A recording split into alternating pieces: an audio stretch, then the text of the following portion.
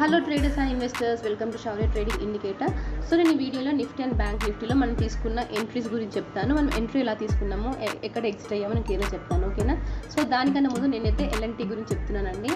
So నేను L&T గురించి మీకు మార్నింగ్ ఒక వీడియో పెట్టాను కదా యూట్యూబ్లో. ఏమని చెప్పానంటే, మార్కెట్ ఒకవేళ 3741 ఎబో ఉంది అంటే మీరు కాల్ ఎంట్రీ తీసుకోండి, లేదంటే తీసుకోవద్దు. మనకి కింద బయర్స్ ఉన్నప్పటికీ కూడా తీసుకోదు, ఎందుకంటే ప్రైస్ చాలా మూవ్ అయిపోయింది అప్ సైడ్, అవునా. సో ఇలాంటి టైంలో మనం హైలో ఎప్పుడు కూడా మళ్ళీ కాల్ ఎంట్రీకి వెళ్ళొద్దండి, ఓకేనా. సో మీరే చూసినారు కదా, మనకి మ్యాక్సిమం ఆఫ్ 3750 వరకు వెళ్ళి మనమైతే మళ్ళీ రిజెక్షన్ చూసాము. అండ్ అలాగే మన ఇండికేటర్ ప్రకారంగా కూడా ఇక్కడ రెడ్ కలర్ జిగ్జాగ్ లైన్ ఉంది.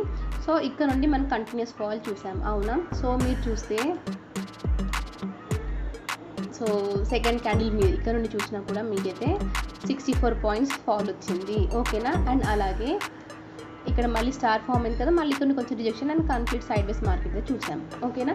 సో ఇప్పుడు మన నిఫ్టీకి వద్దామండి. సో నిఫ్టీలో నేనైతే 25,450 to 480 దగ్గర మనకి ఒక 2-3 డేస్ నుండి మార్కెట్ రిజెక్షన్ ఫేస్ చేసిందని చెప్పాను కదా. సో ఈరోజు మార్కెట్ ఏమైంది, మనకి గ్యాప్ అప్ అయింది. అంటే ఈ లెవెల్స్ ఎబో మనకు మార్కెట్ ఉంది, అంటే మార్కెట్ ఫర్దర్ అప్వర్డ్ మూమెంట్ వెళ్ళే ఛాన్స్ ఉంది కదా. సో నేను ఏం చేశానంటే 25,500 దగ్గర వెంటనే కాల్ ప్లేస్ చేశాను, మార్కెట్ ఓపెన్ అయిన వెంటనే, ఓకేనా. అండ్ నా స్టాప్ లాస్ వచ్చేసి 25,480 నా స్టాప్ లాస్ పెట్టాను. చాలా చిన్న స్టాప్ లాస్ పెట్టాను, ఎందుకంటే చాలా వోలటైల్ మార్కెట్స్, అలాగే ఈరోజు ఎక్స్పైరీ కూడా ఉంది కదా.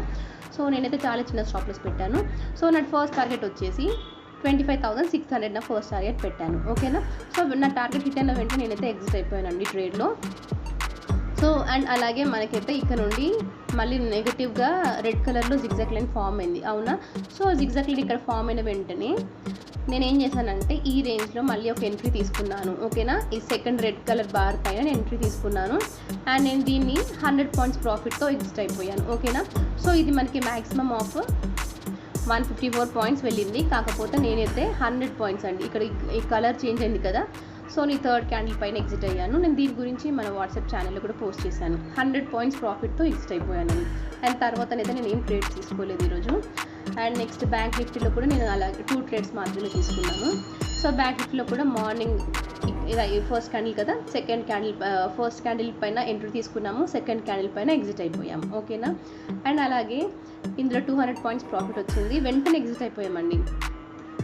సో ఇక్కడ క్యాండిల్ పైన మనకి స్టార్ ఫామ్ అయింది కదా. సో స్టార్ ఫామ్ అయిన వెంటనే మనమైతే కొంచెం సైడ్ వెస్ట్ నెగిటివ్ అయితే చూసాము, కానీ ఇక్కడ నేను ఏం పుట్ ఎంట్రీ తీసుకోలేదు. అండ్ నెక్స్ట్ ఎంట్రీ ఎక్కడ తీసుకున్నానంటే ఇక్కడ 2 బార్స్ ఫామ్ అవుతున్నాయి కదా. సో దీనిపైన ఎంట్రీ తీసుకున్నాను.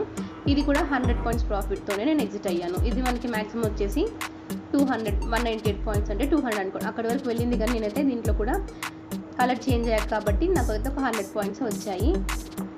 తర్వాతనైతే నేను మళ్ళీ ఇలాంటి ట్రేడ్స్ తీసుకోలేదు. సో మనం ఇలా ఎంట్రీ అండ్ ఎగ్జిట్ తీసుకోవచ్చు. మీరు కావాలంటే ఎక్కువ ప్రాఫిట్ ఉన్నప్పుడు కూడా మీరు ట్రేడ్ ఎగ్జిట్ అవ్వచ్చు. కాకపోతే నేను మళ్ళీ ఏమైనా మూమెంట్ వస్తుందేమో అని చెప్పి నేను వెయిట్ చేయాల్సి వచ్చింది, ఓకేనా. సో అలా మనం తక్కువ ప్రాఫిట్ తీసుకున్నాం ఈరోజు. సో ఇలా అండి మనం ట్రేడ్స్ ఎలా ఎంట్రీ తీసుకోవాలో, ఎలా ఎగ్జిట్ అవ్వాలో అని చెప్పాను. And thank you for watching.